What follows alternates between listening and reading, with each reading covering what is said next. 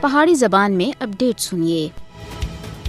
اج جدھر دنیا بھر وچ جارحیت تے شکار معصوم بچیاں دا عالمی دیہڑا منایا جا رہا ہے، ادھر ہی مقبوضہ جموں کشمیر وچ بچے بھارتی ریاستی ظلم اور بربریت دا شکار ہیں۔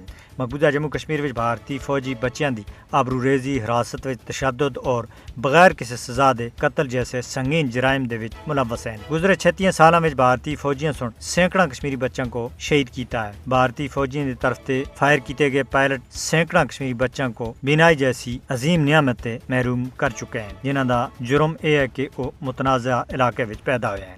مقبوضہ علاقے وچ 2010 دے بعد پیلٹ، پاوا اور آنسو گیس تے گولیاں تھیں زخمی ہونے والیاں سینکڑا بچے شامل ہیں، جڑے اپنی ایک یا دو اکھاں دی بینائی تے محروم ہو چکے ہیں یا انہاں دی بینائی کو شدید نقصان پہنچیا ہے۔ محاصرے اور تلاشی دی کاروائیاں اور جعلی مقابلوں دے دوران سینکڑا نوجواناں دے نال کمسن لڑکیاں کو بھی شہید کیتا گیا ہے، جبکہ 19 سال دے کٹ عمر لڑکاں دی ایک بڑی تعداد کو کالے قوانین دے تحت مقبوضہ جموں کشمیر اور بھارت کی مختلف جیلاں اور عقوبت خانہ دے اندر نظر بند رکھا گیا ہے۔ 1990 کے بعد تے ہزاراں کشمیری بچے اپنے والدین کو بھارتی فوجی تشدد دی وجہ دے کھو چکے ہیں۔ مودی حکومت دی مسلم دشمن پالیسیاں سن کشمیری خواتین اور بچوں کو ریاستی دہشت گردی دا بنیادی شکار بنایا ہوا ہے۔ جنوری 1989 دے مئی 2025 تک مقبوضہ جموں کشمیر وچ 22,982 خواتین بیوہ اور 1,07,982 بچے یتیم ہوئے ہیں۔ مقبوضہ علاقے وچ بچے اپنی پیاراں کو